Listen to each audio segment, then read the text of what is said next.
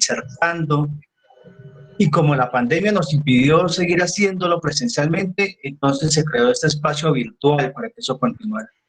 Hemos hablado de los más diversos temas en esta cuarentena, hemos hablado de mujer, de prospectiva, hemos hablado de la muerte, hemos hablado también de política, de los más diversos temas. Hemos tenido invitados, todos invitados muy especiales, como el del día de hoy. Hoy vamos a hablar de gastronomía. La La dinámica de dinámica de la tertulia es La dinámica de la tertulia es muy sencilla. Nosotros invitamos a alguien que tiene gusto por un tema, le damos un espacio para que él exponga y luego le damos espacio a la gente para que la gente le haga preguntas directamente. La gente misma le hace las preguntas, nosotros no las leemos. Nos gusta que la gente haga la pregunta, porque hay veces no logramos interpretar la pregunta de las personas y de eso se trata la tertulia. Antes de darle la palabra al profe Carlos Humberto hoy, le damos la palabra primero a Olga Lucía, porque le hacemos un homenaje en la tertulia de la cuarentena humana a los líderes asesinados en el departamento del Cauca. Entonces, con eso arrancamos. Las personas que van a participar simplemente en el chat de al lado ponen quiero preguntar o pido la palabra y les damos 30 segundos para que hagan la pregunta. ¿Por qué 30 segundos? No para limitar su participación, sino al contrario, para fomentar que muchos otros puedan participar. Y le vamos dando las preguntas al invitado de 3 en 3 para que él vaya estructurando las respuestas y nos pueda dar mejor dinámica a la tertulia. Así que buenas noches nuevamente para todos y le damos la palabra a Olga Lucía para que le hagamos el homenaje a las víctimas. Muchas gracias, Andrés. Buenas noches a todos y todas. Bienvenido a esta tertulia, profesor Carlos Humberto Higuera. Qué rico que pueda compartir con nosotros. Como de costumbre en esta cuarentena, no queremos dejar pasar por alto a aquellas víctimas y a los líderes y lideresas que han perdido su vida en el departamento del Cauca. Queremos hacerle homenaje a Héctor Fabio Cuetia, quien fue asesinado el 11 de septiembre del 2020 en Guasanó, municipio de Caloto, miembro de la Junta de Acción Comunal. Igualmente queremos hacerle homenaje a Oliverio Conejo y a Jacqueline Conejo, asesinados el 11 de septiembre del 2020 en la vereda Chuscales, zona rural del municipio de Totoró, quien era coordinador de salud del resguardo de Totoró. Igualmente queremos hacerle homenaje a John Montero, asesinado el 9 de agosto del 2020 en Argelia, Cauca, quien era de origen campesino. También hacemos homenaje a Fabio Andrés Gómez Grande, asesinado el 18 de agosto en Argelia, Cauca, también de origen campesino. Y por último, por el día de hoy, queremos hacerle homenaje también a Luis Arley Chabuendo, líder comunitario de Toribío, quien fue asesinado en el municipio de Suárez el 16 de septiembre del 2020, para que sus nombres no se olviden. Muchas gracias, Andrés. A ti, Olga Lucía, como siempre, en la cuarentena humana, además de entender que la gastronomía es de todos, la paz también es de todos. Y por eso la paz tiene la palabra con César Muriel. Gracias, buenas noches. Hoy queremos, más que una reflexión acerca de la paz, vamos a decir una palabra de poesía. Y la poesía es muy tranquila y muy calma, muy corta y dice así: y yo te quiero con este amor apenas manifiesto que se queda mudo cuando te ve. Que viva la paz para Colombia. Muchas gracias. Por favor, recordamos apagar los micrófonos y las cámaras para que queden solamente en ellas para el expositor. Muy amables. Gracias, César Muriel. Y por favor, Walter, como siempre en la tertulia de la cuarentena humana, nos presenta a nuestro invitado de hoy. Bueno, buenas noches a todos y a todas. Violeta, que desde España está trasnochándose en este momento, a Luceli en la ciudad de Cali, a nuestras amigas de Boyacá, de Moniquirá y de Campo Hermoso, y en fin, de todos los sitios de nuestro amado país. Les agradecemos su presencia. Hoy está con nosotros Carlos Humberto Higuera, antropólogo de la Universidad del Cauca, nacido en Armenia, Quindío. Lleva alrededor de 42 años en nuestra universidad, la Universidad del Cauca, su universidad, y es un hombre muy reconocido en el departamento del Cauca por ser investigador de la música popular, la buena música popular anterior, no Paula Jara, ni Jesse Uribe, ni estos, sino esa música, y también por ser un hombre que se mueve mucho en las cocinas tradicionales de Popayán. Tiene diversas publicaciones, quisiera leerles algunas que ustedes las tenían también en el flyer que les enviamos, en la reseña, y dice que una es Cocinas Familiares Tradicionales de Popayán, en coautoría con la Tertulia Payanesa en agosto del 2011. Melcochas de Almaguer, Flores de Panela, coautoría con Lismardo Javier Gómez en agosto. Melcochas de Almaguer, Flores de Panela, video documental también. En fin, el profesor Carlos Humberto es de las personas agradables para tertuliar, y por eso hoy tiene a todos nosotros a la expectativa. Queremos escucharle, queremos agradecerle por la voluntad de estar con nosotros, y tiene usted la palabra, profe. A todos los demás les pido encarecidamente apaguemos cámaras, apaguemos micrófonos para que no tengamos dificultades de la transmisión en la tertulia. Tiene usted, señor, 40, 50 minutos para que nos cuente nos haga saborear, profesor. Bienvenido. Walter, muy buenas tardes, amigos integrantes de la tertulia La Cuarentena Humana, y en general con tertulios aquí presentes. Encuentro que hay una cantidad de mis grandes amigos aquí presentes. Muchas gracias por su compañía, muchas gracias.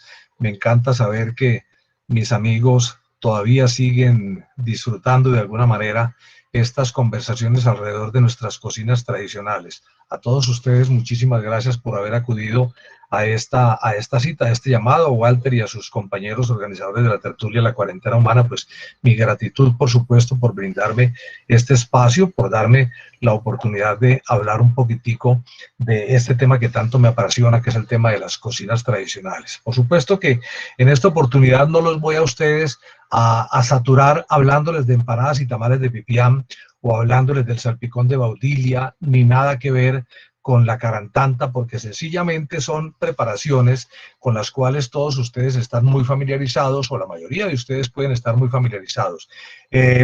Prefiero más bien en esta oportunidad aprovechar el momento para hablar de otras cocinas de aquí del departamento del Cauca, que están cargadas de historias, que están cargadas de tradición, que están cargadas de mitos y leyendas alrededor de ellas, y que no son precisamente las más conocidas.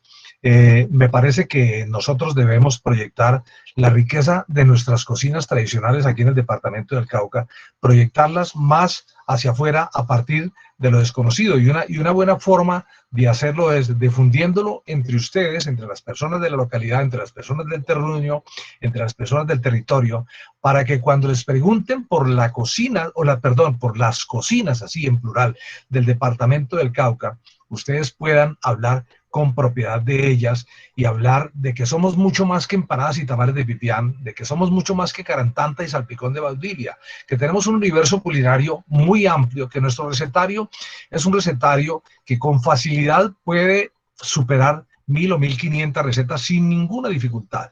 Voy a permitirme compartirles una presentación, y a partir de esa presentación entonces es como voy a darle el hilo conductor a la conversación que vamos a sostener. Les pido, por favor, tengan un poquitico de paciencia mientras yo dispongo la presentación para que ustedes la puedan ver. A ver, un momentico, por favor. A ver, ¿qué pasó aquí? Tengan un poco de paciencia, por favor. Aquí estoy subiéndola. Creo que ya. No sé por qué se me desaparece aquí. Esperen un momentico, por favor.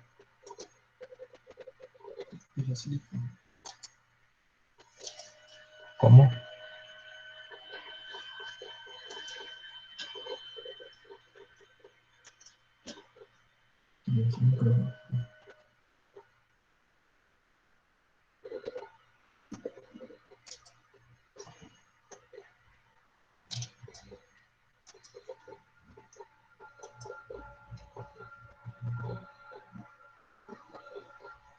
Alguien que me haga saber, por favor, si se está viendo si se está viendo ¿ya se está viendo? Ah, bueno, eso es lo que quería saber. Listo, ahora sí le voy a poner en pantalla total. ¿Siguen viéndola? Sí, señor. Sí, señor. Perfecto. Entonces, ahora sí, como les digo, a partir de esta presentación puedo darle continuidad. Aquí está mi correo electrónico, por favor, para que quienes quieran lo toman. Si quieren me pueden escribir ahí y yo con mucho gusto les comparto, como les había dicho, les comparto los PDF de mis libros, por lo menos de mis libros más recientes, que a decir verdad tienen unos contenidos muy interesantes. Empiezo por afirmar algo que me gusta hacerle caer en la cuenta a las personas que tienen la amabilidad de escucharme.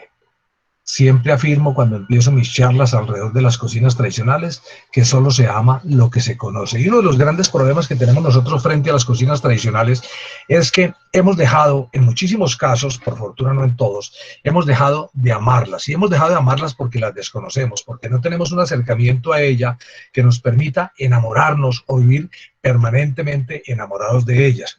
Solemos pensar que es mucho mejor estar consumiendo salchipapas, pizzas, hamburguesas, pero es porque sencillamente no hemos tenido la oportunidad de acercarnos a aquellas cocinas tradicionales, aquellas cocinas con las que se criaron nuestros padres, con las que se criaron nuestras abuelas y en general aquellas cocinas que denominamos parentales, aquellas cocinas de la familia, aquellas cocinas que antaño nos congregaban a todas las personas del núcleo familiar, nos congregaban en una mesa para compartir no solamente el alimento, sino compartir sabiduría, compartir conocimiento, compartir tantas cosas agradables, tantas cosas amables que se pueden compartir en una mesa de cocina, en una mesa de comedor, perdón. Las cocinas tradicionales son tesoros culturales cargados de historias, no solamente son elementos o no solamente son materialidades cargadas de sabor, sino que también detrás de ellas, de todas ellas, suelen haber historias interesantísimas. Nosotros a veces tendemos a confundir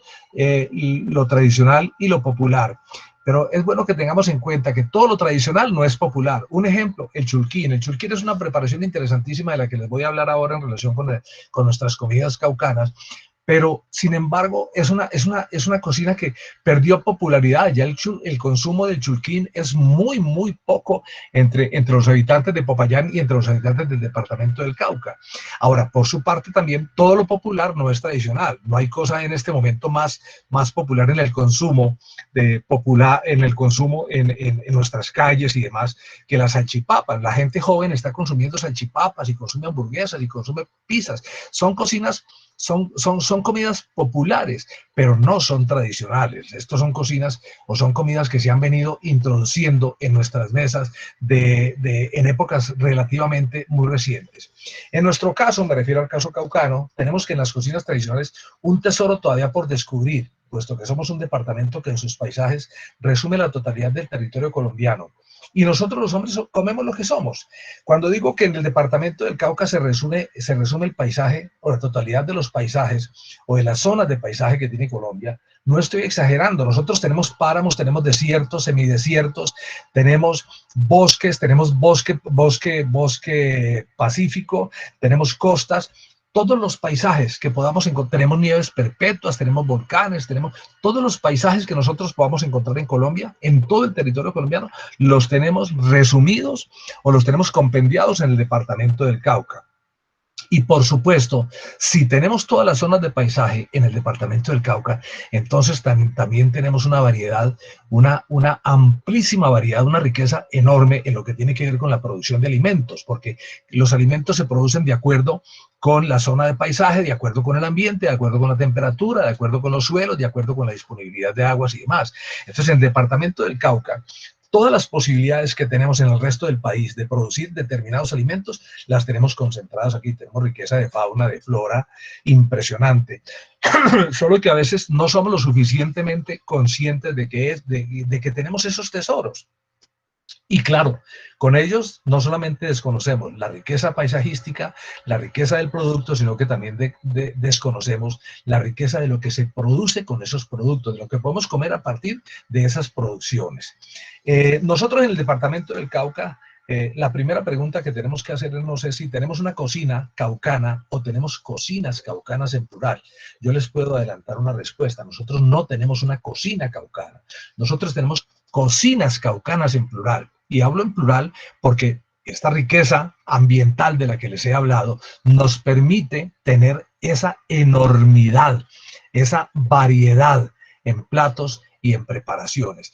Alguna vez para un estudio que hice y que está publicado en la Revista Colombiana del Folclore, me pidieron un panorama, un ensayo donde mostrar un panorama de las cocinas del departamento del Cauca. Y yo inicialmente, haciendo ese estudio, encontré que el departamento del Cauca por lo menos tenía 9 macroregiones culinarias en el departamento. Estas 9 macroregiones culinarias, rápidamente se las voy a mencionar. La primera de ellas, usted lo ubica en el mapa, es donde está localizada la capital, es la de Popayán y el área circunvecina o región culinaria urbana. Repito, Popayán y área circunvecina o urbana. La número 2 es la costa pacífica, la número 3 el valle geográfico del río Cauca, o sea, el norte del Cauca, 4 el valle del Patía, quinto una región Nasa, sexta una región Yanacona, séptima una región Misac, octavo la región macizo colombiana, 9 la región Bota Caucana o Piedemonte Amazónico. Después de que yo escribí este artículo, este ensayo, y fue publicado por la revista colombiana, tuve la oportunidad de darme cuenta de que había una cocina que yo había desconocido o que había ignorado de alguna manera, no con intención, sino simplemente por desconocimiento de ella, y era la cocina rom o gitana. Resulta que en el departamento del Cauca, en proximidades a Popayán, tenemos un asentamiento de gitanos muy importante en todo el sentido de la palabra, en toda la extensión de la palabra, y estos gitanos obviamente también tienen sus particularidades culinarias. Ellos también cocinan sus propios alimentos y cocinan sus alimentos de acuerdo con sus tradiciones. Ellos cocinan sus propias tradiciones, cocinan sus propias costumbres. Ahora, esto me completaba el panorama con 10 regiones culinarias, y hoy en día ya entonces no hablo de 9 regiones culinarias como en el ensayo, sino que hablo de las 10 y menciono la cocina gitana. Ahora, si ustedes miran los códigos de colores que están establecidos allí, ¿qué pueden deducir? Pueden deducir fácilmente que de estas 9 iniciales regiones culinarias, 3 son cocinas mestizas, que son Popayán y el área circunvecina, la región macizo colombiano y la región botacaucana. 3 son cocinas indígenas. Ahora, no quiere decir que exclusivamente en el Cauca solo tengamos Nasas, Yanaconas y Misac. No, por supuesto que tenemos Coconuncos, tenemos Totoros, tenemos otras etnias, pero digamos que estas son las mayoritarias, son las más destacadas y son aquellas que tienen una representatividad o una representación culinaria más destacada. Repito, son las cocinas Nasa, la cocina Yanacona y la cocina Misac. Nasa o paez, Misac o guambianas como normalmente o popularmente las identificamos. Y a pesar de que son, bueno, y tenemos 3 cocinas de negros, que es la cocina de la costa pacífica, la cocina del valle geográfico del río Cauca y la cocina del valle del Patía. A pesar de que nosotros identificamos estos tres grandes grupos de cocinas, mestizas, indígenas y de negras, nosotros encontramos enormes diferencias entre ellas. La cocina de la costa pacífica difiere mucho de la cocina del valle geográfico del río Cauca o norte del Cauca, y difiere mucho de la cocina del Patía, a pesar de que son enclaves de producción de población negra, de población afrodescendiente. Sin embargo, el color y la pertenencia étnica no hace que sus cocinas sean parecidos. Un negro de la costa pacífica consume muchísimos frutos del mar. Un habitante del valle geográfico del río Cauca, perteneciente a estas poblaciones negras, están asimilando la cocina del departamento del Valle del Cauca y no tienen una identidad muy, muy particular con las cocinas caucanas propiamente dichas.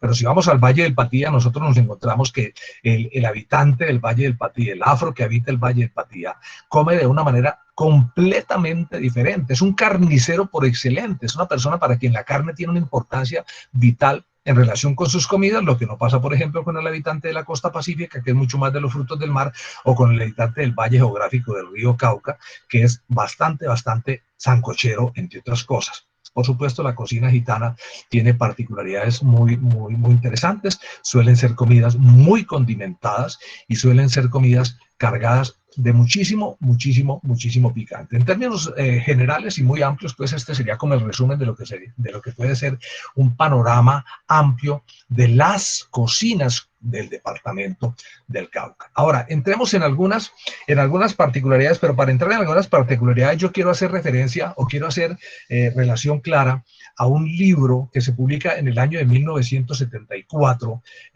compilado por Juan Jacobo Muñoz y que conocemos como Platos de las Abuelas. Si ustedes pueden apreciar en la fotografía, esa es la pasta, la presentación de la primera edición de Platos de las Abuelas de Juan Jacobo Muñoz.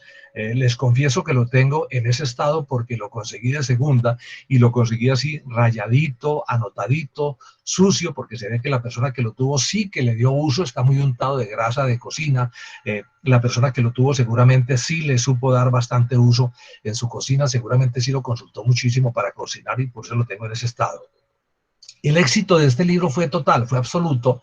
Este libro se agotó con una rapidez impresionante. Entonces hubo necesidad de sacar una segunda edición y fue esta edición ya con una presentación un poco más, digamos, más bonita, más estudiada. Traía una contratapa de quitar y poner, que es esta que ustedes ven aquí. Por debajo de ella estaba exactamente esta misma portada.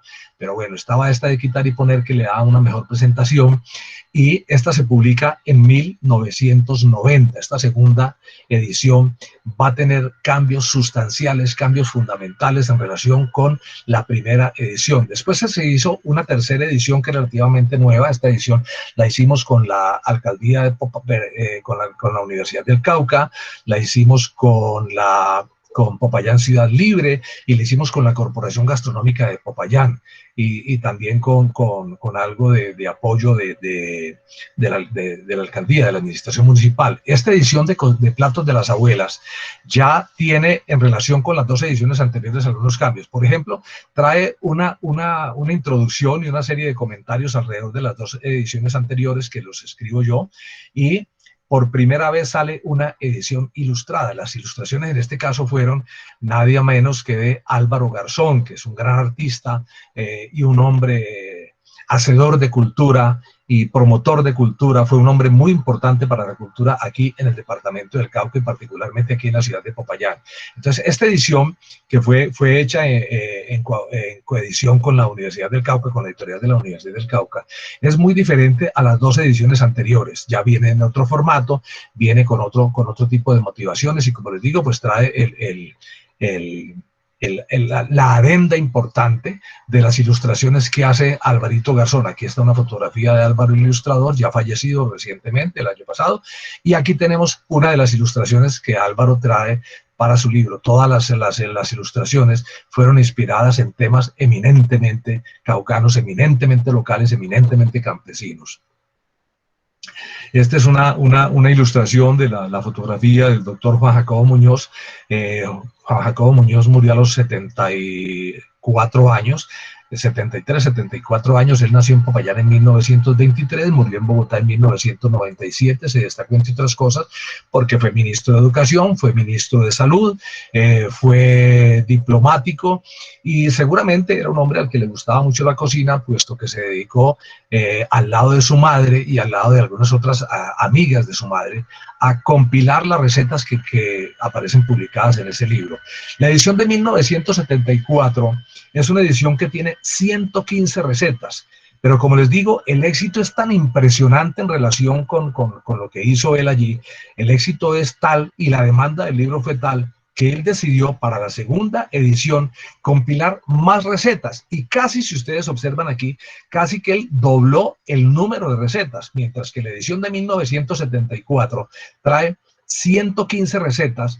En la edición de 1990 trae 229. Le faltó uno para que hubiera sido exactamente el doble de las recetas contenidas en la edición anterior. Hay cosas que destacar, no me voy a detener mucho en esto, pero hay cosas que destacar, por ejemplo, en cuanto a las categorías. Las categorías son sopas, platos principales, vegetales, salsas y aderezos, pasteles, tortas y tortillas, postres, bebidas, amasijos, helados, variedades y preparación de ingredientes para algunos platos. Aquí una cosa que destaco es que lo que mayor preponderancia tiene en las dos ediciones es la comida de dulce, es la comida referida a postres, helados, a dulces, a tortas y tortillas. Esta es la que tiene el mayor número de recetas en toda la obra.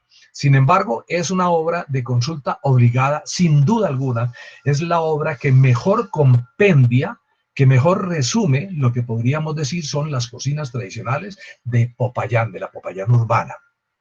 Bueno, esa obra es una obra que recomiendo.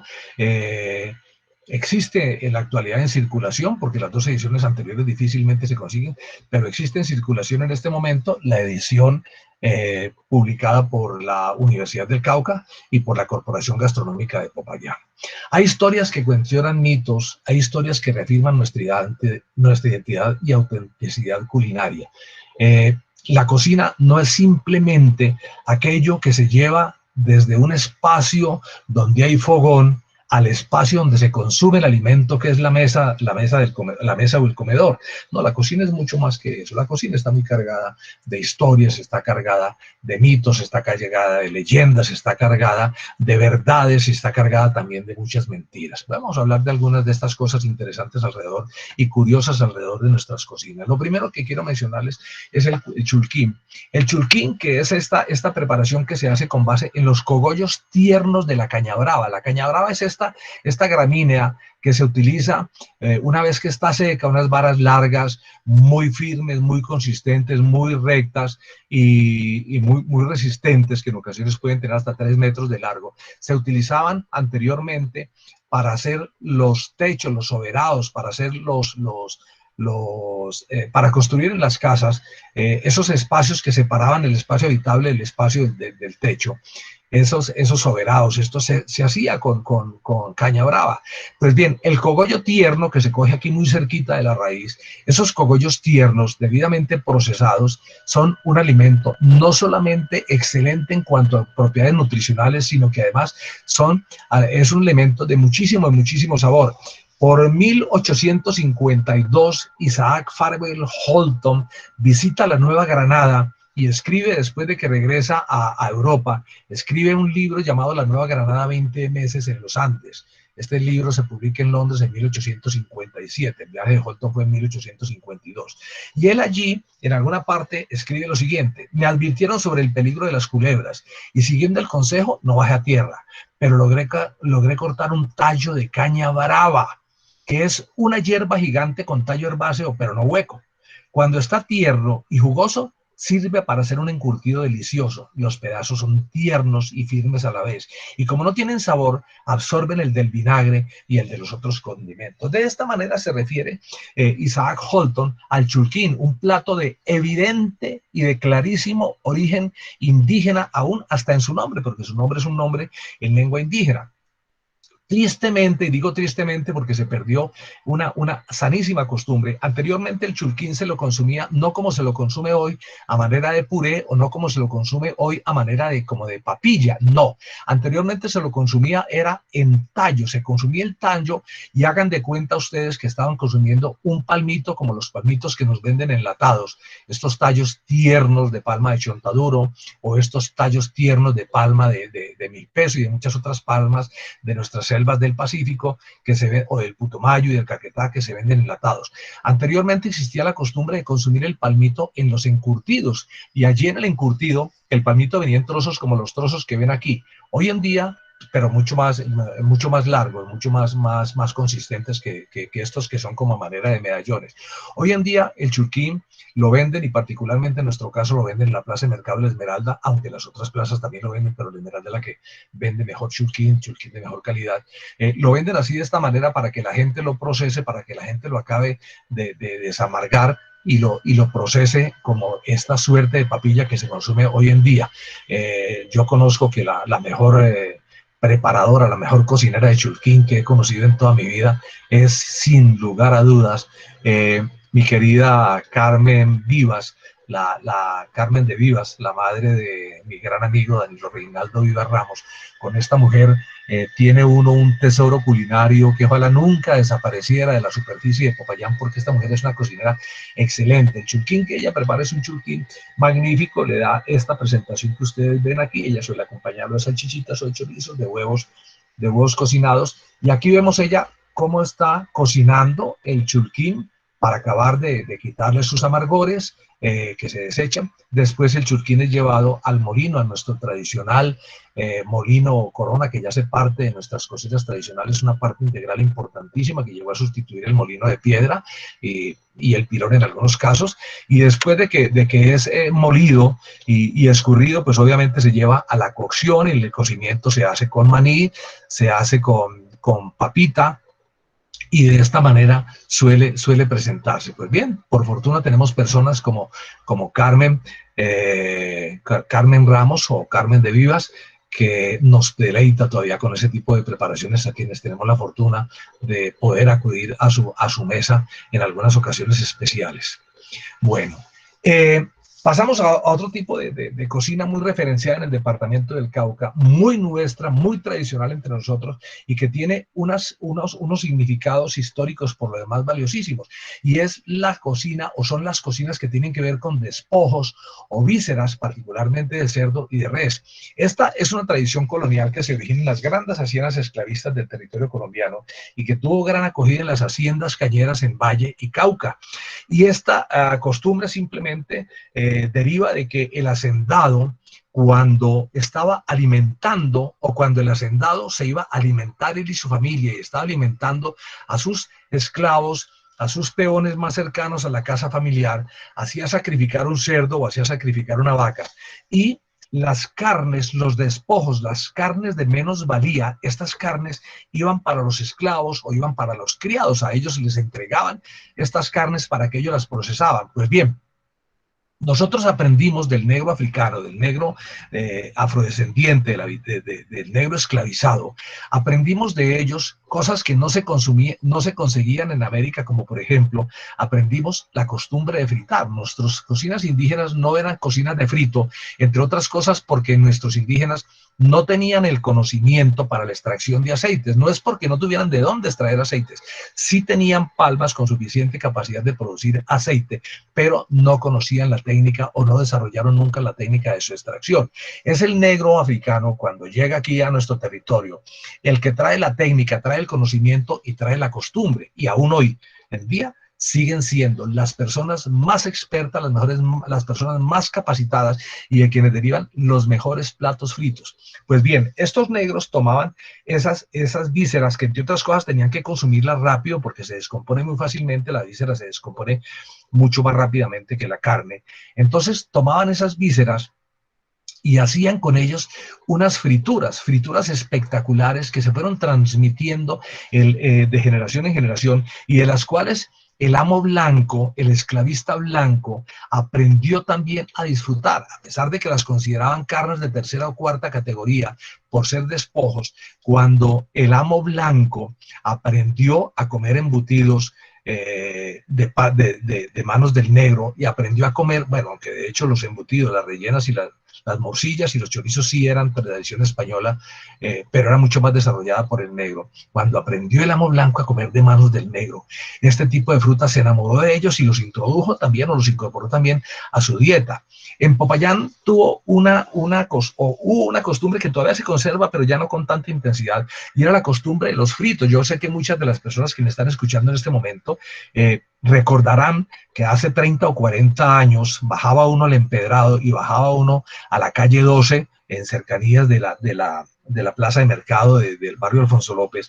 Bajaba uno los días lunes y los días jueves después de las 11 de la mañana a comer el frito tradicional. Era muy particular que en las oficinas públicas en Popayán, en las oficinas de la gobernación y de la alcaldía, no se encontraran funcionarios a esa hora los días lunes y los jueves, o se encontraban muy pocos, porque la gente solía irse a donde Carmen en la octava, o solía irse donde María a la 12, o solía irse donde la Mona Faustina, y por lo menos de 4 o 5 fritangueras más muy famosas que habían aquí en Popayán, a consumir el frito. Tristemente, pues ya de estas fritangueras antiguas no quedan sino Carmen y María, las realmente antiguas que tienen más de 50 años produciendo el frito. Y eso sí, siguen haciendo el frito con la misma tradición, con la misma forma como lo hacían desde hace más de 200 años aquí los negros que trajeron estas preparaciones. Normalmente este frito lo acompañan de un ají de piña, que es un ají espectacular, y un acompañamiento básico, fundamental para este plato es la aloja, que se hace con la caucharina, la aloja que se hace con la cáscara de piña, con caucharina, con panela y agua, por supuesto, y que se deja fermentar un poco para que coja algo de pique, algo de saborcito fuerte, y es el acompañamiento básico o el acompañamiento más importante de nuestro plato de frito.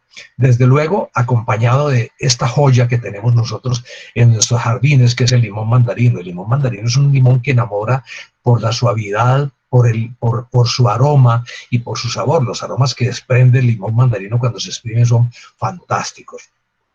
Este ají de piña, también conocido con el nombre de uchuyaco, es un plato que también tiene su historia y que seguramente, si el tiempo me alcanza, les voy a contar algo en relación con él a finales del siglo XVII y principios del siglo XVIII, aquí en Popayán, a finales del siglo XVIII y principios del siglo XIX, y su consumo aquí en Popayán.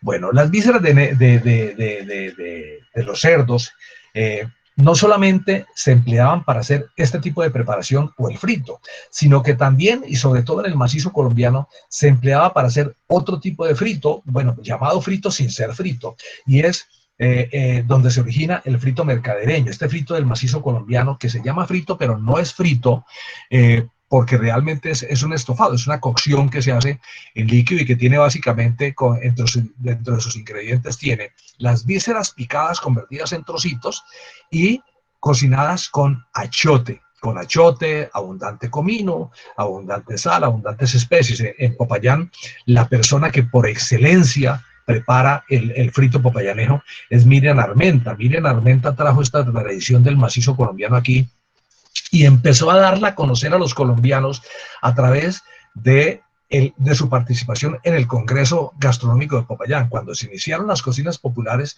o el pabellón, o cuando se montó por primera vez el pabellón de cocinas populares en el Congreso Gastronómico de Popayán, alguna vez se me acercó Miriam a decirme, profe, yo quiero que usted me reciba en el pabellón de cocinas populares, yo preparo. Le dije, ¿usted qué prepara? Me dijo, yo preparo el frito mercadereño. Le dije, mire mi señora, qué pena, yo apenas la estaba conociendo, pero es que fritos tenemos ya bastantes y yo no puedo saturar el pabellón con fritos. Me dijo, no, pero es que esto se llama frito, pero no es un frito. Le dije, entonces, ¿qué es? Y ya me contó el plato. Le dije, no, vamos para adelante. Ingresamos a Miriam al pabellón de cocinas populares y déjenme contarles, amables amigos contertulios de este momento, ese plato ha sido un éxito total, un éxito absoluto. Los mejores chefs de Colombia y de los países que nos han visitado han pasado por el puesto o por el stand de Miriam Armenta y se han enamorado de su preparación, se han enamorado del frito mercadereño, porque es una forma diferente, no grasosa, de consumir las vísceras o los despojos. Bueno, por supuesto que otro plato emblemático de nuestras cocinas y que se posesionó ya en Popayán sin que su origen sea popayanejo propiamente dicho, porque esto es un plato que viene más del Valle del Patía.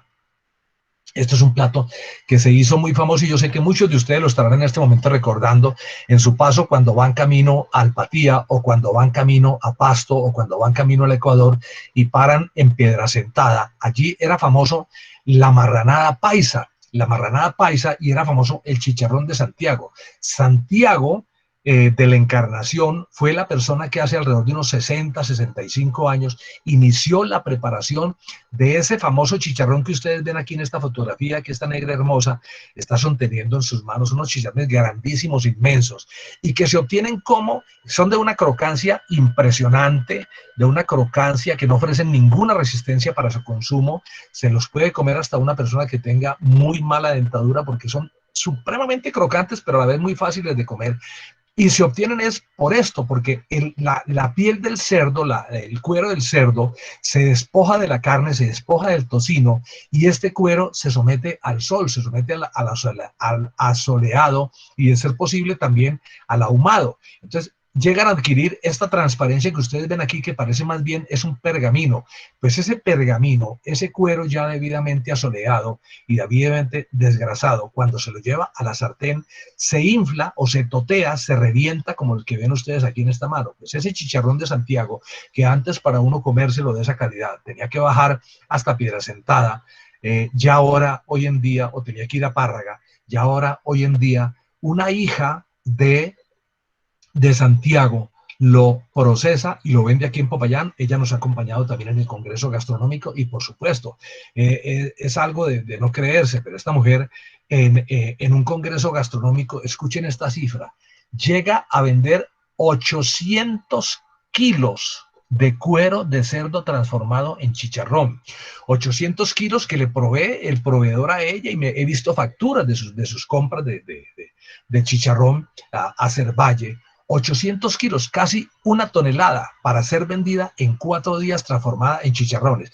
Esto pues más o menos nos da idea del impacto que tiene sobre nuestros paladares una preparación tan simple pero a la vez tan compleja y tan sofisticada como esta de los chicharrones de Santiago.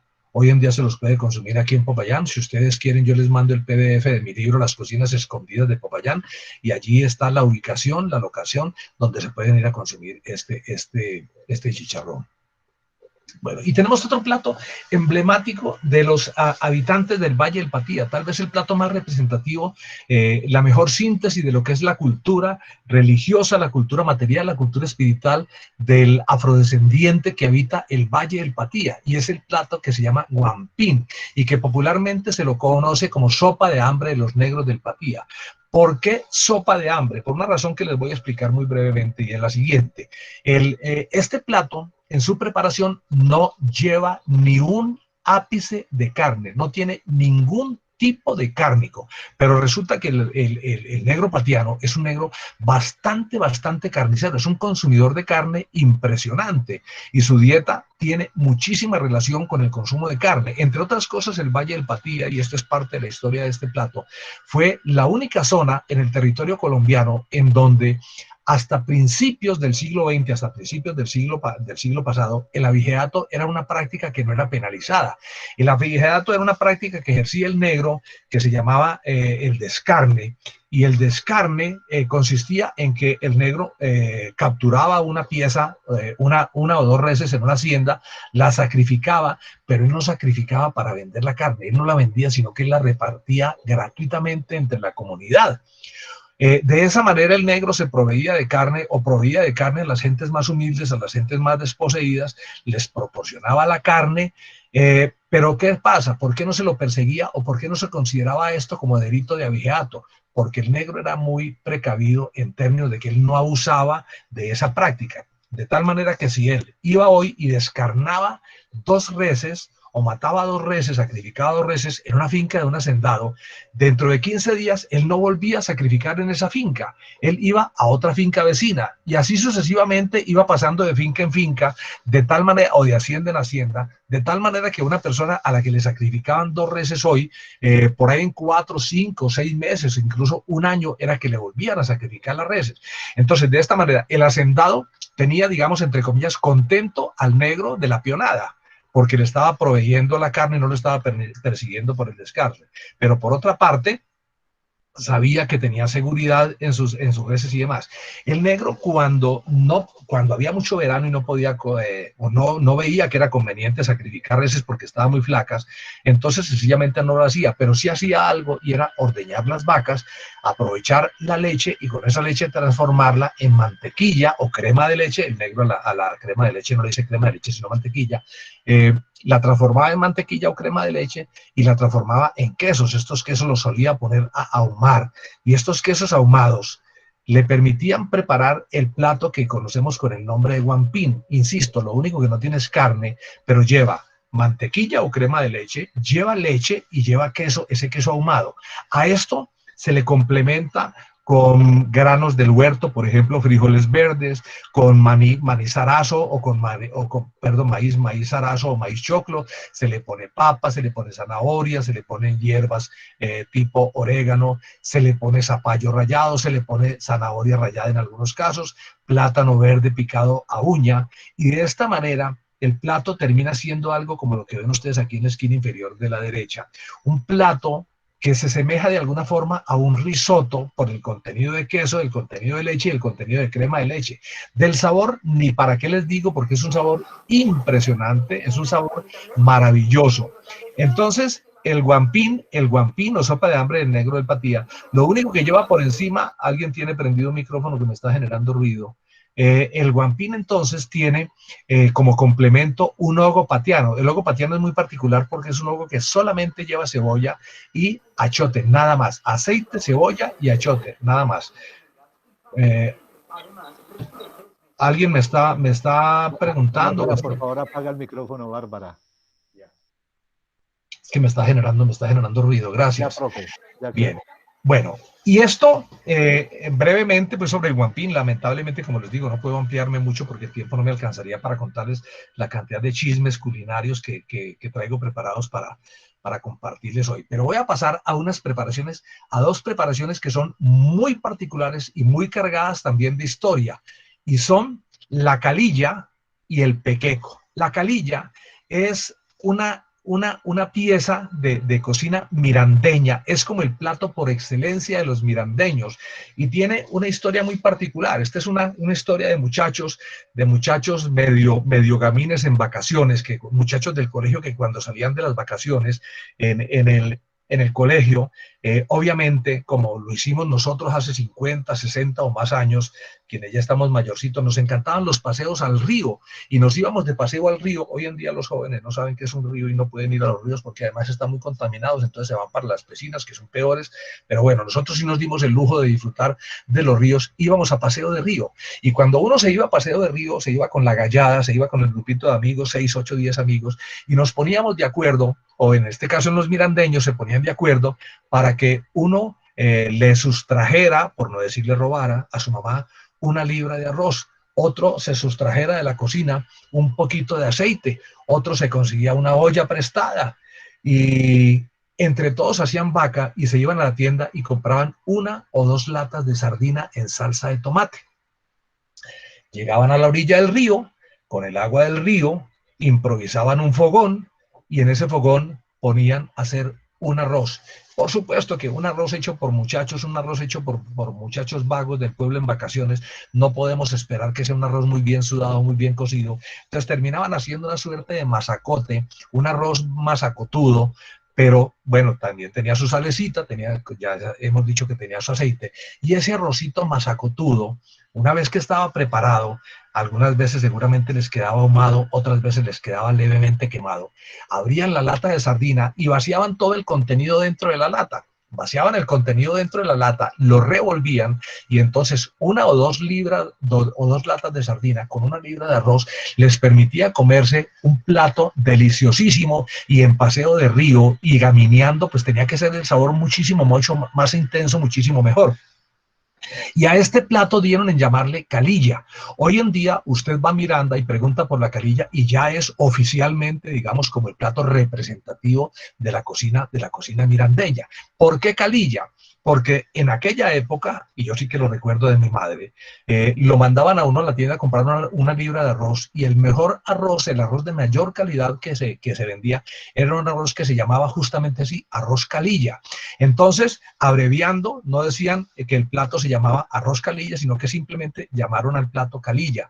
Y ese fiambre improvisado de paseo a la orilla del río de muchachos terminó por convertirse en un plato ontológico, un plato representativo de la cocina mirandeña. Pero miren usted lo particular de esto. Alguna vez estaba yo en la montaña, estaba yo en el macizo, estaba conversando con habitantes mestizos y con habitantes indígenas, estaba haciendo unas charlas sobre cocinas tradicionales justamente del departamento del Cauca y les mencioné que en la parte plana, en la suela plana, se consumía la calilla y un señor muy interesado en lo que yo decía, no me perdía palabra, me pedía detalles sobre la calilla y demás, y de pronto este señor, cuando previó que yo ya más o menos iba a terminar mi charla, se paró y se me fue. A mí me llamó la atención que la persona más interesada que tenía yo en el auditorio si hubiera retirado de mi charla y algún compromiso tendría y seguramente por esto se va, o sencillamente se cansó de oírme hablar de la calilla y no les gustó lo que dije y por eso se fue. Sin embargo, terminé mi charla, me despedí de la gente y me dijo, profesor, hágame un favor, acompáñeme un momentico a mi casa. Le dije, pues ya no nos queda mucho tiempo, hay que regresar hacia Popayán. Me dijo, no, pero por favor acompáñeme, que yo sé que usted no se va a arrepentir. Sí, señor, llegué a su casa, su madre, la madre del señor, me saludó, muy amable, y me dijo, profesor, le presento a mi mamá, y ella le preparó un pequeco, oíganme ese nombre, acaba de preparar un pequeco para que usted conozca nuestra versión de la calilla que usted mencionó ahora. Entonces, por supuesto, un plato deliciosísimo, pero obviamente tiene diferencias con la calilla. ¿Por qué? Bueno, aquí tenemos los ingredientes que son una lata de sardinas en salsa de tomate, tenemos aceite, me faltó poner aquí la sal, tenemos papa amarilla y tenemos el arroz. ¿Qué diferencia hay entre el pequeco y la calilla? Pues sencillamente, cuando se va a hacer calilla, se hace primero el arroz y después se le integra la lata de sardinas. Cuando se va a hacer pequeco, no. Se pone el agua para el arroz, una vez que hirvió el agua, se le echa el arroz, se le echa el aceite y de una vez se le echa la lata de sardinas a la preparación y se pelan papas amarillas, de este tipo de papa que conocemos como yema de huevo, se le pela y partida en trozos, no en tajadas, sino en trozos relativamente gruesos, se integra a la preparación y se empieza a cocinar el arroz con la sardina y se cocina el arroz con la papa y con todos los ingredientes de una vez, de tal manera que termina cocinándose la papa una vez que ya el arroz estuvo debidamente cocido y tenemos como resultado esta preciosidad de plato. Quiero decirles a ustedes, este plato tan sencillo, este plato tan humilde es toda una maravilla. Cuando uno lo prueba, realmente, así a uno nunca en su vida le hayan gustado las sardinas en lata, déjenme decirles, este platico es de un sabor excepcional. Y lo mismo que los habitantes de Miranda, resulta que los habitantes de Corinto y esta región cercana, perdón, de Corinto no, olvidé en este momentico el nombre, de acá, de Totoró y regiones cercanas, acostumbran a comer este plato como un plato especial, como un plato muy, muy particular dentro de su dieta. Sin embargo, averiguaciones posteriores que he hecho me han remitido también a algo en donde, o a un evento en donde podría ubicarse tal vez el origen de esta preparación, de la del pequeco. Y es que este es un plato también muy popular entre los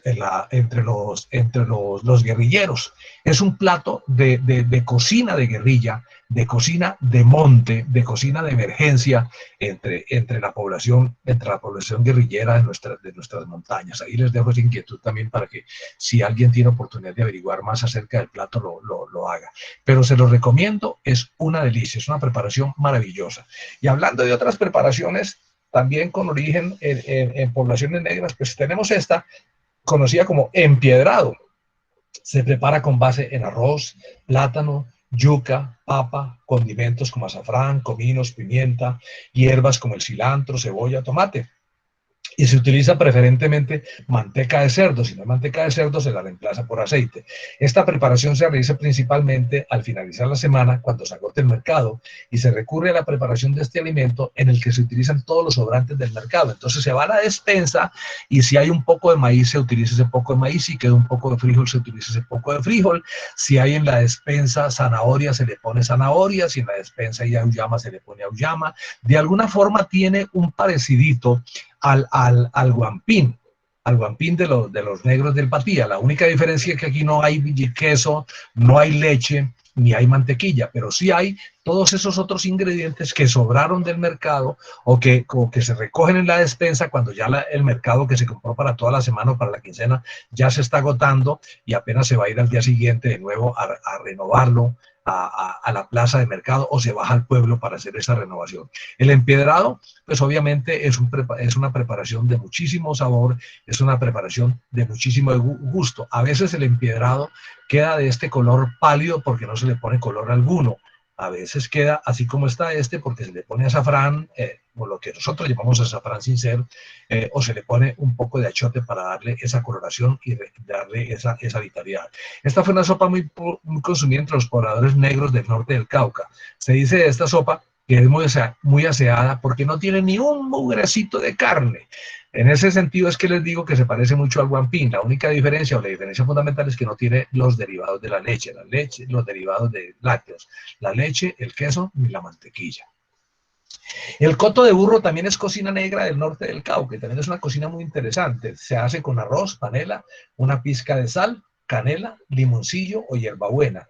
Es como una especie de arroz con leche. La diferencia con el arroz con leche es que este es un poco más fluido, es un poco más líquido, es menos condensado y que en vez de utilizar azúcar para endulzarlo, se lo endulza con panela, pero créanme que es una delicia, tiene un sabor maravilloso. Si uno logra ponerle un buen equilibrio de canela y de clavos de olor, le da un sabor maravilloso, con las panelas, obviamente, artesanales, con las panelas que hacen nuestros campesinos y que algún abusivo ha pretendido patentar.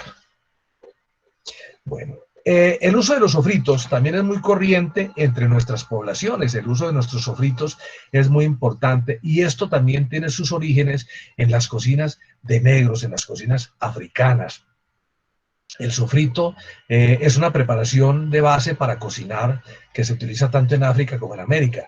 En ambos continentes se trata de una salsa frita en aceite, preparada con cebollas, ajos, pimientos, ajíes, tomates, coloreada con achote en el caso de América o con aceite de palma en el caso de África. Hay una variedad muy importante entre nosotros que es el refrito del Pacífico. El refrito del Pacífico, también conocido como el guiso o el sofrito de hierbas de azotea. Las hierbas de azotea son estas hierbas que se cultivan en la costa pacífica, en las terrazas de las casas o en los patiecitos interiores o exteriores de las casas, que normalmente se usa un potrillo en desuso o una embarcación en desuso, ya vieja, ya muy llena de huecos, que ya no puede flotar en el agua. Entonces se la trae a tierra firme, se la siembra o se la empala, se la empotra en unos trípodes para que quede un poquitico levantada del piso, se la llena de tierra, una tierra especial que prepara el negro para ese tipo de azotea, y allí se siembra, ¿qué? Se siembra cebolla, se siembra a veces tomate, se siembra ají dulce, se siembra poleo y se siembra albahaca. Y algo muy importante, cilantro cimarrón, conocido en el Pacífico como chillangua. Estas son las hierbas de azotea y ese sofrito o ese refrito del Pacífico se parece mucho a la salsa ata de la cocina yoruba de Nigeria occidental. Por supuesto que difiere mucho el uso en estos dos lugares, porque mientras que en el Pacífico el sofrito o el refrito del Pacífico es la base para cocinar otros alimentos como el arroz, la carne y el pescado en una misma cazuela, en Nigeria esta salsa se usa para ponerla encima de las preparaciones ya hechas con harina, con ñame, con yuca o con cereales, y se pone encima para suavizar esas pastas, para saborizar esas pastas que siempre se van a comer con las manos. De allí deriva también el fufú, que es una masa hecha de plátano verde cocido y un caldito sustancioso que puede ser una sustancia obtenida a partir de pollo o obtenida a partir de carne. Recuerden ustedes que las costumbres alimentarias de estos pueblos del África negra normalmente los impulsa a comer con la mano, no usan cubiertos, no usan cucharas, no usan ese tipo de cubiertos. Entonces las preparaciones deben ser un poco consistentes, y cuando tiene una salsa, como en el caso de esta fotografía de la esquina superior izquierda, cuando tiene una salsa, la salsa es para remojar en ella lo que se toma en la mano del fufú o lo que se toma de esa masa hecha de plátano. Para hacer esa masa de plátano se utilizan este tipo de pilones como el que ustedes ven aquí. El plátano ya fue previamente cocido, y una vez cocido se lo lleva a este tipo de pilón y se lo golpea con la masa para obtener la pasta con la cual se va a preparar el fufú. Nosotros del fufú que aprendimos de los negros africanos, aprendimos a preparar nuestras varas de plátano verde y las marranitas, que son una versión, una adaptación de esa cocina africana, que ustedes pueden ver las marranitas rellenas de chicharrón y rellenas de algún guiso adicional, y aquí pueden ver las balas de plátano que suelen acompañarse de chicharrón molido, de chicharrón triturado. Una vez que se obtuvo la masa de plátano cocida, se les complementa con ese chicharroncito y se las lleva a fritura y son un pasabocas o son un tentempié deliciosísimo, deliciosísimo. De los más conocidos entre nosotros, pues obviamente son las marranitas, que son muy apetecidas y que son muy consumidas, sobre todo en el departamento del Valle del Cauca. Bueno, y también les quiero mencionar un fruto casi olvidado, la pepa de árbol de pan. La pepa de árbol de pan esto no es un producto nuestro, esto no es una planta o no es un cultivo americano, esto es un cultivo que viene de las islas del Pacífico Sur y fue traído aquí con la finalidad básica de tener un alimento nutritivo, de buen sabor, de buen gusto, rendidor, económico para alimentar las poblaciones de esclavos. Esto llegó a América a dos partes, por dos partes muy importantes, por Norteamérica para las plantaciones de algodón que manejaban con esclavos en el sur de los Estados Unidos, y llegó a América, a Sudamérica, sobre todo para alimentar las poblaciones de esclavos en las plantaciones cañeras del Valle del Cauca, de la zona plana del Valle del Cauca, por allí se introdujo. Hoy en día ustedes pepa de árbol de pan encuentran inclusive en el Amazonas, ustedes se encuentran por toda parte, pero es muy particular que si ustedes cuando viajan para Cali observan por las carreteras, por ejemplo, la carretera que une con Padilla, que une con Miranda, estas carreteras ustedes van a ver que abunda mucho el árbol de pepa de pan. ¿Por qué? Porque es un cultivo que está perfectamente aclimatado y que las poblaciones afros de la suela plana del norte del Cauca y de la suela plana del Valle del Cauca siguen consumiendo y lo consumen, y de hecho se encuentran en los mercados que los venden crudos o cocinados para su consumo. Este es el árbol de pepa de pan. Su introducción al territorio americano parte desde finales del siglo XVIII, cuando desde Indonesia y Polinesia fue traído primero a las Antillas Francesas, luego a Jamaica, posteriormente a los Estados Unidos. Según lo refiere Francisco José de Caldas en el Seminario de la Nueva Granada, fue el vallecaucano José María Cabal quien introdujo desde Jamaica el fruto de árbol de pan a Colombia y ingresó por el puerto de Santa Marta. Los registros indican que ingresa por primera vez el 25 de abril de 1809. Aquí lo tenemos cocido, ya no requiere sino solamente pelarlo, su consumo es muy agradable, uno lo puede comer solo o lo puede transformar en masa y con esa masa hacer harinas, lo puede transformar también en una sopa. Bueno, lamentablemente creo que ya excedí el tiempo que me habían cedido mis amigos para conversar con ustedes. Creo que debo suspender ya por si hay preguntas. ¿Qué dice mi amigo Walter Aldana? Andrés, profe, un minuto ya Andrés le va a decir. Andrés. Sí, buenas noches, qué pena, profe Carlos, pero es que estamos todos, yo creo que Sí, con la boca llena de saliva de ver tanta maravilla y tanta cosa tan chévere.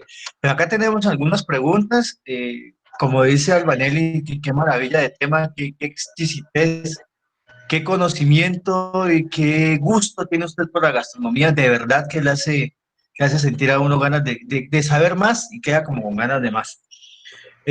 Profe, hay varias preguntas acá de varias personas que quieren hacerle las preguntas, pero yo creo que igual, le voy a ser sincero, en Cuarentena Humana hemos hablado con varias personas que le hemos pedido que hagamos una segunda Cuarentena Humana. Mire qué casualidad, la primera que nos pasó creo que fue con la persona que habló del sexo, Ajá. cuarentena. Bueno, es que comida es comida. Exactamente, iba para allá.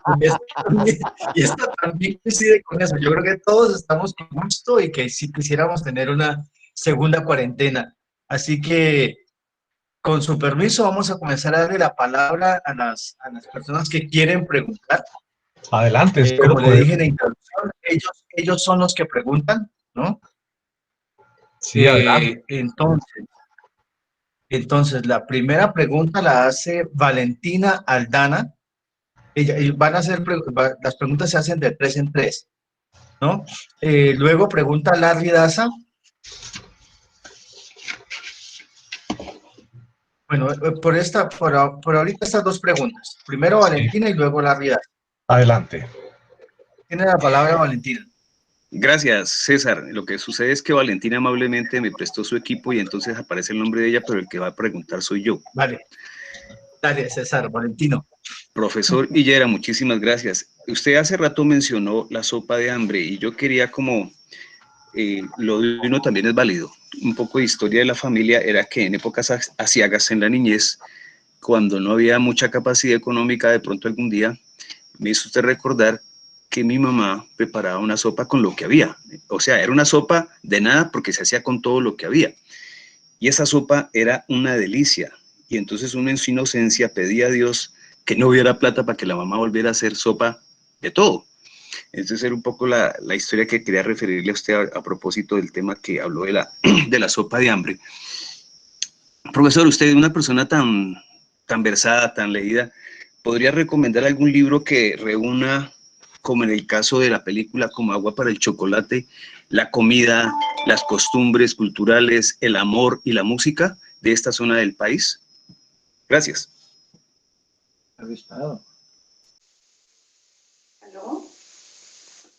Vale. Entonces, dale, Larry.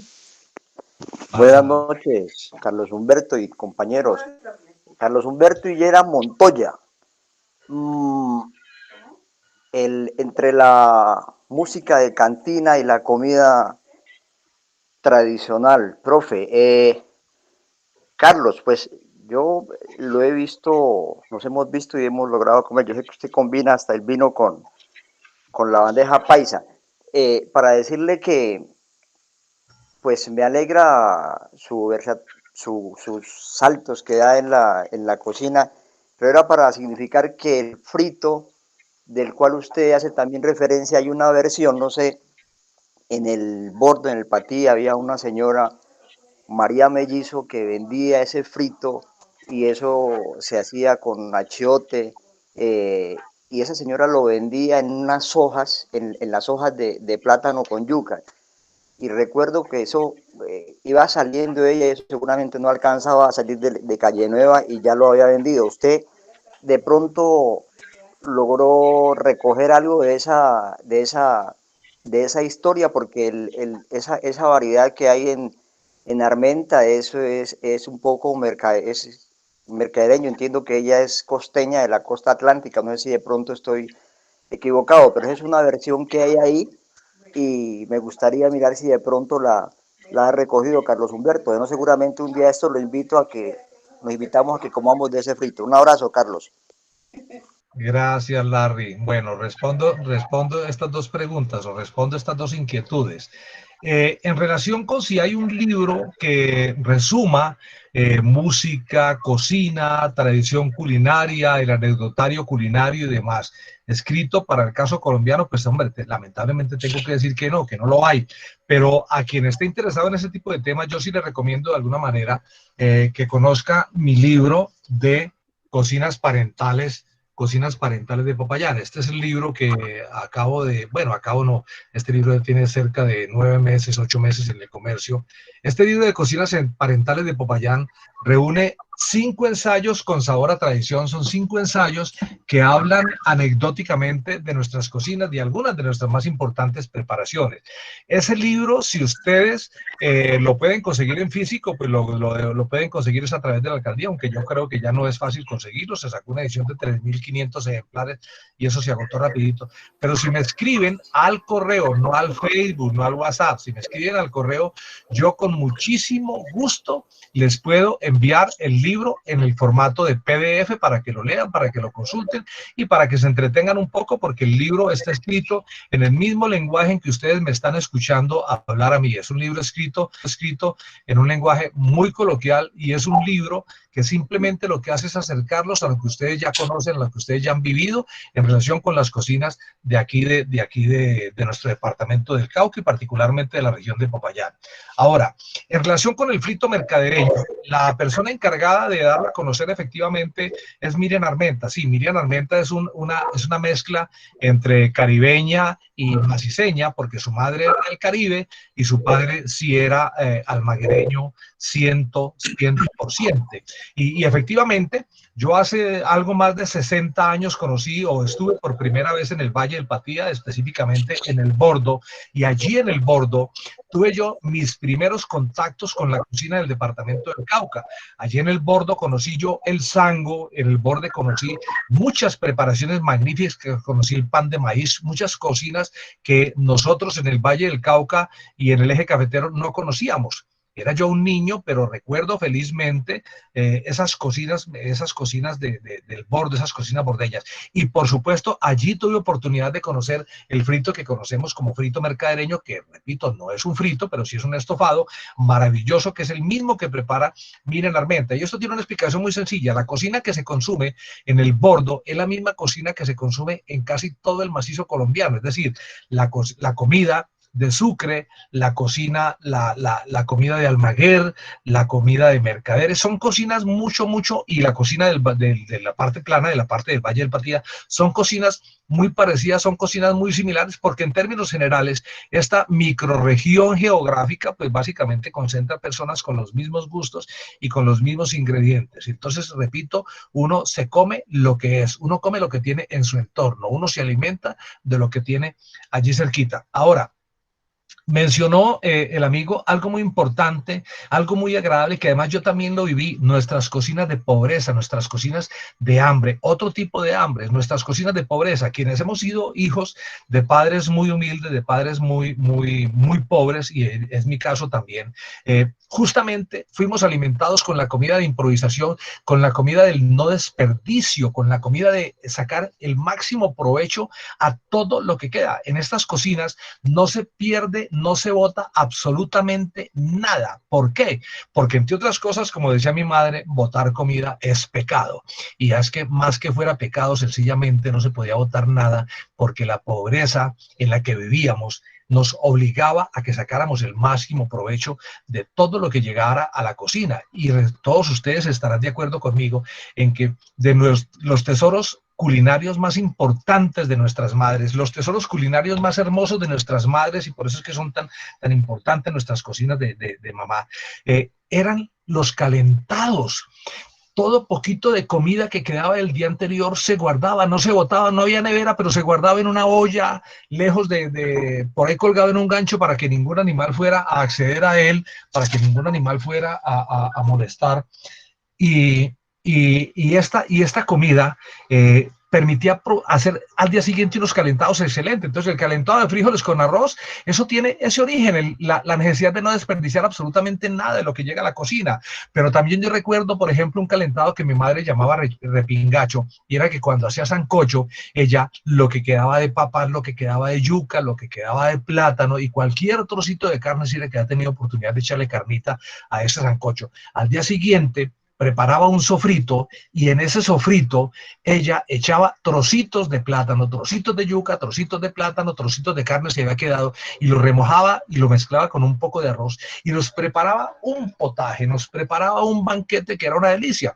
Justamente nuestras madres en las cocinas populares, en las cocinas humildes, eran unas excelentes improvisadoras, y allí se gestaron muchas de las preparaciones que hoy tienen gran renombre en las cocinas de muchas partes del país, y inclusive en restaurantes de mucho renombre.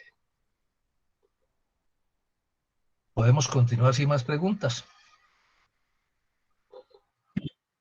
Sí, yo quiero reiterarle, profe Carlos, y estoy seguro que más de uno se paró a consumir algo porque hizo dar hambre. Tiene la palabra ahora Alejandro Chávez, y me hacen una pregunta acá internamente, que pues si es, por favor, usted puede hablar del tema del maní en la cocina caucana. Sí, hombre, una de las particularidades que tiene nuestra cocina es justamente el maní. Miren ustedes, el pueblo colombiano, la población colombiana, no hablemos del resto de América, hablemos solamente de Colombia, pero en Colombia el maní se consume en todo el territorio colombiano, pero ustedes habrán caído en la cuenta que solamente se consume de dos maneras. Se consume el maní garrapiñado, esto es cuando se lo mezcla con panela que se derrite al fuego, y esos granos de maní quedan cubiertos de esa panela, mezcla y eso es lo que se llama un garrapiñado. Ese garrapiñado es una de las formas populares de consumo del maíz en todo el territorio colombiano. La otra forma es el maní tostado y adicionado con un poco de sal. El maní tostado que comemos en Semana Santa, que nos venden en cucuruchos de papel, o el maní tostado que la industria de los alimentos, más llamada de los alimentos, la industria de la comida, nos venden bolsas contaminantes y demás, etcétera, etcétera, etcétera. Pero que son las dos formas de consumo más popular, que es el que llevamos a las fiestas para acompañarlos con pasitas y demás. Pero cuando llegamos a Popayán y de Popayán nos desplazamos hacia el sur, nos encontramos con que, y particularmente Popayán y municipios cercanos, esto es el Tambo, esto es Timbío, esto es Piendamó, nos encontramos con que el recetario de preparaciones hechas con base en maní supera con mucho 250 recetas. Yo llevo 1 año y medio, más o menos, ya voy para 2 años, escribiendo un libro sobre la cocina de maní en el departamento del Cauca, o la cocina con maní en el departamento del Cauca, y es sorprendente. Nosotros los caucanos, aclaro, yo digo nosotros los caucanos porque yo desde hace 47 años soy caucano, tan caucano como todos ustedes, los que nacieron aquí. No nací aquí, pero soy igual de caucano que ustedes. Nosotros los caucanos consumimos el maní en la comida de sal de una manera que sorprende a cualquier habitante del territorio colombiano. Nosotros somos los únicos en el territorio colombiano, los caucanos y los habitantes de nuestros municipios cercanos, que consumimos el estómago de la vaca, que consumimos la panza de la vaca, el mondongo de la vaca, llamémoslo como queramos llamar, la tripa de la vaca, como queramos llamarlo, que lo consumimos con maní. Nadie más en el país lo consume de esta manera. Por eso lo nuestro no es un mondongo, porque nosotros no le ponemos zanahoria, no le ponemos arveja, no le ponemos habichuela, no le ponemos yuca, no le ponemos nada de lo que le pone el paisa al mondongo antioqueño o al mondongo caldense o risaraldense. Nosotros somos los únicos que le ponemos maní al sancocho, y cuando preparamos el sancocho de guineo con espinazo de cerdo, estamos preparando uno de los platos más emblemáticos de nuestro macizo y de los platos más emblemáticos de nuestra región. El sancocho de guineo con espinazo de cerdo es una de las octavas, diría yo, maravillas de las cocinas del sur del país. Es una delicia que todo el que llega y lo conoce se enamora de él. Pero nosotros le ponemos maní a la papa, maní tostado y molido a la papa, y con esto hacemos nuestro delicioso pipián. Nosotros le ponemos maní tostado y molido al chulquín y hacemos de esto una preparación espectacular. Nosotros hacemos una suerte de chocolate, una bebida refrescante y caliente, fría o caliente, como el chocolate, la hacemos con maní. Nosotros tenemos formas increíbles, formas casi que diría uno inconcebibles para otro habitante del territorio colombiano de consumir el maní. Somos excelentes consumidores de maní. Tristemente, el maní, que fue un producto tan importante en el macizo colombiano y que llegó a ser un producto que sostuvo mucho tiempo la economía de algunas poblaciones en el macizo colombiano, lamentablemente cayó en desuso la producción porque al campesino ya se le hizo muy poco económico producir maní, ya sabemos por qué. Entonces se reemplazó el cultivo del maní por otros productos y ahora lamentablemente tenemos que consumir maní extraídos de fuera.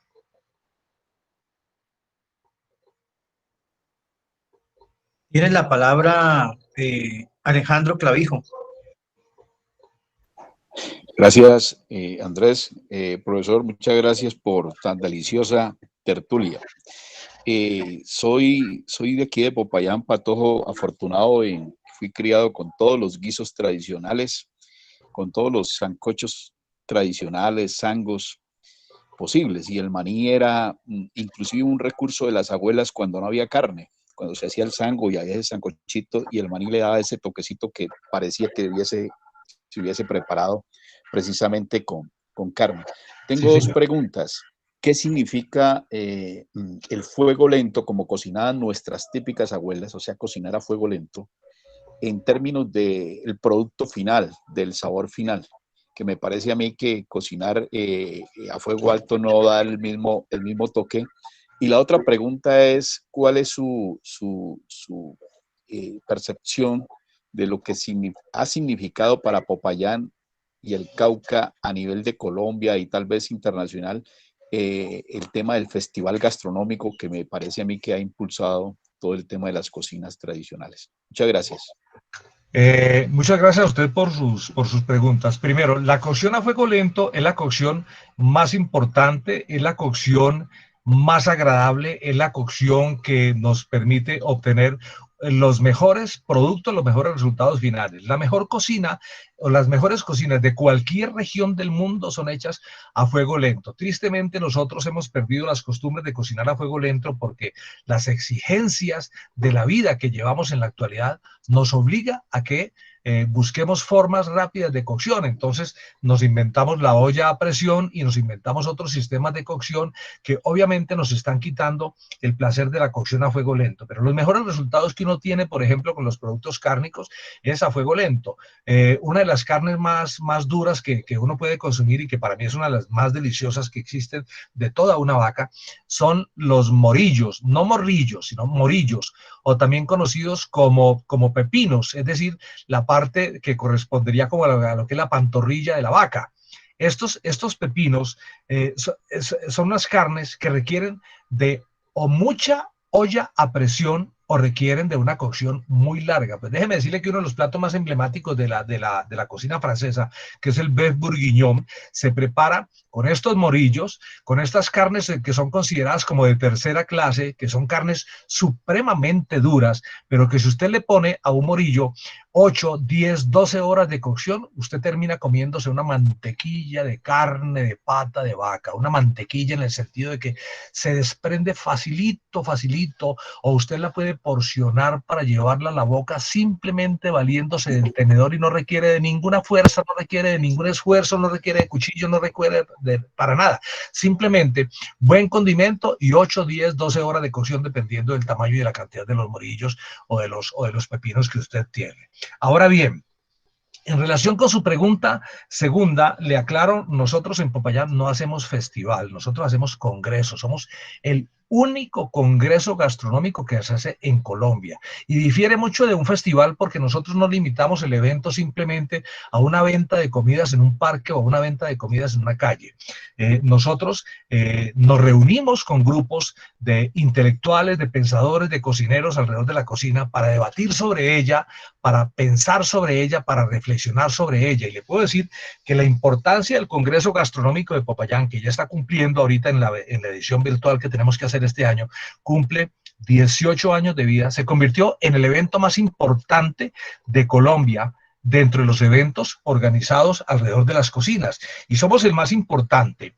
Y nosotros los patojos podemos decir con orgullo, con la frente muy en alta, óiganme bien lo que voy a decir, que parece atrevido y parece presuntuoso, pero no es una simple presunción, es una realidad, es una verdad de a puño. Nosotros en Popayán le enseñamos a pensar la cocina a los colombianos. Aquí en Colombia se reunían festivales a vender comida muy sabrosa, comida de excelente calidad, comida de todos los precios, comida de todos los orígenes, comida de todas las regiones. Pero la gente no se reunía a pensarla, no se reunía a debatir sobre ella, no se reunía a producir intelectualmente alrededor de la cocina. Nosotros en el Cauca lo hicimos por primera vez, en Popayán lo hicimos por primera vez gracias al Congreso Gastronómico de Popayán. Lo hicimos por primera vez y a partir de que lo hicimos nosotros, 3 o 4 años después, cuando Colombia se convenció de que estábamos realizando un evento muy exitoso, un evento muy importante, empezamos a ser imitados. Y no solamente empezamos a ser imitados, una vez que fuimos declarados en el mundo, la primera ciudad, o fuimos la primera ciudad en el mundo en ser declarada Ciudad de la Gastronomía de la UNESCO, en el marco de la Alianza Global, muchos países de todo el mundo, muchos países de Europa, de Asia, del resto del continente americano, vinieron a visitarlos para aprender de nosotros, para conocer nuestra experiencia, para ver cómo hacíamos nosotros nuestro congreso, para ver cómo era que nosotros planificábamos nuestras actividades, para ver cómo era que nosotros en Popayán pensábamos las cocinas colombianas. Por eso digo con orgullo que nosotros en Popayán enseñamos a Colombia a pensar las cocinas. Y le complemento algo más.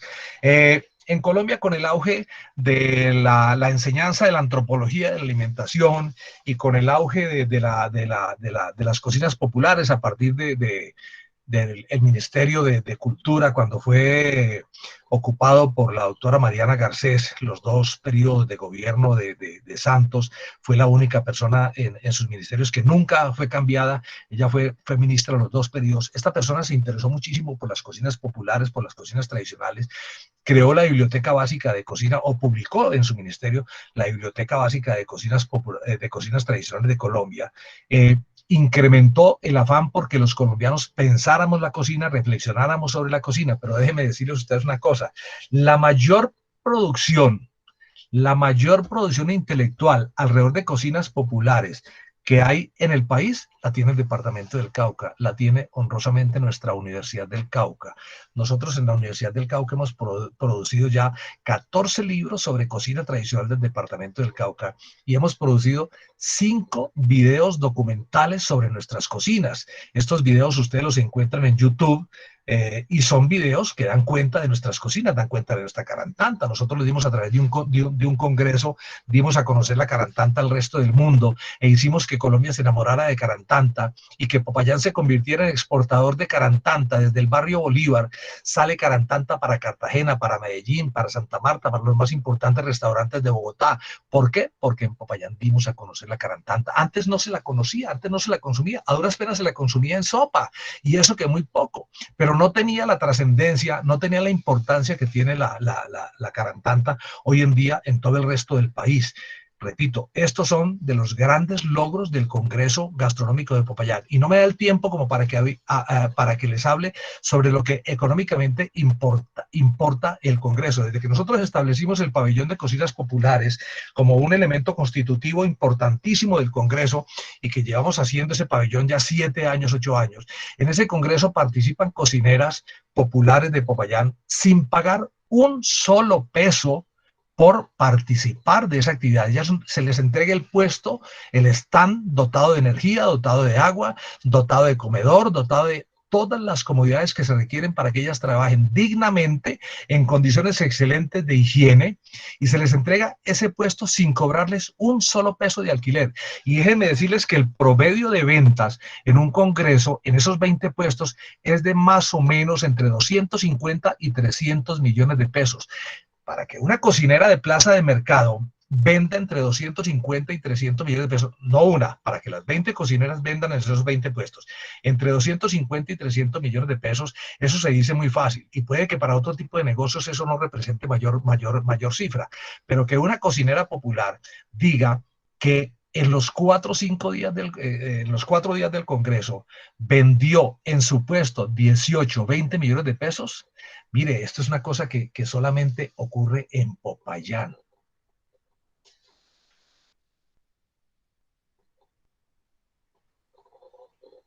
Profe, encantadísimos, creo, lo digo por todos los que aún permanecemos acá en la cuarentena. Le damos la palabra a Walter, como siempre, hace el cierre, y usted tiene toda la razón al decir que esa es la 8ª maravilla, porque la 9ª maravilla definitivamente es el tripazo. Es Que una Walter maravilla, tiene la palabra. sin duda. Buenas. Qué pena, Walter, Primero antes que de todo usted, hermano. agradecerle, perdón. Walter, qué pena, voy a ser un poco grosero. Solamente quiero saludar al profesor Carlos Humberto, Salúdelo, que es mi partner. salúdelo. Muchas gracias, hermano. Estuvo muy bien. Felicitaciones, un abrazo. Gracias, Danilo. Chao, chao. Gracias, Danilo. Un abrazo muy grande. Walter, yo también quiero saludar al doctor Carlos. Les voy a proponer que me permitan identificar unos temas a resaltar de la intervención del profesor, y después de verdad abrimos los micrófonos unos 5 minutos para que el que lo quiera saludar lo salude, en fin, y podamos conversar allí. Habría que decir, profesor, primero agradecerle a usted la voluntad y la claridad y la pasión con la cual usted nos ha provocado hoy. Hay que decir que las cocinas, es necesario proyectar las cocinas más desconocidas, lo ha dicho usted, somos más que tamales de pipián, más de 1500 recetas y mucho más, solo se ama lo que se conoce, las cocinas están cargadas de historia, no todo lo tradicional es popular, ni todo lo popular es tradicional, y nos explicó, nos lo colocó en referencia el chulquín y las salchipapas. Comemos lo que somos, es decir, somos un departamento hermosamente diverso y además de una gran riqueza en términos ambientales, en términos culturales, que hace que indígenas, afros y campesinos, indios, negros y campesinos y mestizos y blancos tengamos 10 zonas, 10 subregiones, si se quiere, 10 macroregiones culinarias en el departamento del Cauca, en Popayán, en la costa pacífica, en el norte, en el Valle del Patía, la comida nasa, las cocinas nasas, la yanacona, la mizar, la del piedemonte, la del macizo colombiano y la rono gitana. Es necesario intentar conseguir el libro que fue en 1974 impreso, editado, denominado, llamado Platos de las Abuelas, de Juan Jacobo Muñoz. En 1974 tuvo 115 recetas, en 1990 229 recetas, casi duplica. La cocina está cargada, entonces decíamos, de historia, y nos habló de cosas que quienes somos de acá, quienes conocemos esto, nos ha fascinado. El chulquín, el frito, y tanto el frito afro como el frito mercadereño, la marranada paisa, ¿cierto? El chicharrón de Santiago, el guampín, que lleva pues la sopa de hambre, la calilla. ¿Quién de nosotros no ha comido arroz con macarela en la montaña? Cuando está trabajando, cuando ha ido, cuando no hay quien venda a nadie más un almuerzo en una vereda, pues usted coge la macarela, coge y la revuelve con el arroz y se fue el tema. El pequeco, que es una versión en el macizo colombiano del calilla, pero se mezcla desde el principio el arroz y las sardinas. El empiedrado, ¿cierto? Que son los sobrantes del mercado, que han de tener diversos nombres en muchos lados porque todas las madres de familia lo hacen cuando nos colgamos ya, bueno, las madres y padres que cocinen también o cocinemos, lo hacen porque es cuando nos quedan poquitos y nos falta pues el mayor. El coto de burro en el norte, como si fuese arroz con leche que se endulza con panela, se hace. Los sofritos y el refrito, las balas de plátano verde y las marranitas que son tan apetecidas. Bueno, la pepa del árbol de pan, que es una ricura encontrársela en cualquier lado en el norte del departamento. Las cocinas parentales de Popayán, un libro que usted, en el que condensan 5 ensayos, ¿cierto? Y es un libro de usted, doctor Carlos Humberto Hilera. La importancia del maní en más de 250 recetas utilizadas en el departamento del Cauca, utilizando el maní en todo. Y quiero resaltar finalmente esta parte de que en Popayán le enseñamos al país a pensar las cocinas desde la experiencia del Congreso Gastronómico y las cocinas populares. Hay en la Universidad del Cauca 14 libros, 5 videos que se han editado. Esa es la riqueza de esta tertulia, profesor Carlos Humberto, a la cual lo seguiremos invitando. Acá nos enamora de la tertulia la diversidad, la capacidad de contar, de expresar, de acercarnos al conocimiento, en el caso suyo, de la gastronomía, de las cocinas, y en el caso de la sexología de Clarena, pues el cómo hacerlo en medio de la pandemia, pero también el derecho, también lo ambiental, también la educación, la salud, la cultura, la pintura, en fin. Esa riqueza que hemos tenido de tertulia, la que nos permite invitarlas e invitarlos para que el próximo martes nos volvamos a encontrar en la tertulia de la cuarentena humana. Usted, profesor, tiene un minuto para que se despida de nosotros y después sí les pido que abramos micrófonos y cámaras y nos demos los abrazos virtuales y le demos las gracias a Carlos Humberto por habernos regalado y habernos provocado el tener que ir ahorita a fritar huevo para comer arroz con huevo, que es tan delicioso. Tiene la palabra, profesor. Walter, solo me resta decirles que les agradezco mucho a usted y a sus compañeros organizadores de la tertulia La Cuarentena Humana por haberme invitado, por haberme permitido compartir con este auditorio tan interesante. Quiero darle muchas gracias a las personas por esos comentarios tan generosos. Yo creo que no me merezco tanto, pero he leído unos comentarios hermosísimos, unos comentarios bellísimos, estoy viendo ahí en el chat, y esto pues simplemente me estimula, y esto simplemente me pone a pensar que pese a que tengo detractores, pese a que tengo personas que atacan mi trabajo, dizque porque me aprovecho de las cocineras, cosa que no es cierto, porque busco siempre su bienestar, busco siempre su beneficio. Pese a eso, cuando yo leo comentarios tan positivos, tan bonitos, tan agradables como los que me hacen aquí en el chat, pues me siento estimulado y siento que lo que estoy haciendo algo debe tener de bueno y que debo seguir en ello. Walter, muchísimas, muchísimas gracias. Extiendo un abrazo muy grande a las personas que nos acompañaron y repito, mi gratitud con ellos es enorme. Lamento que el doctor Guillermo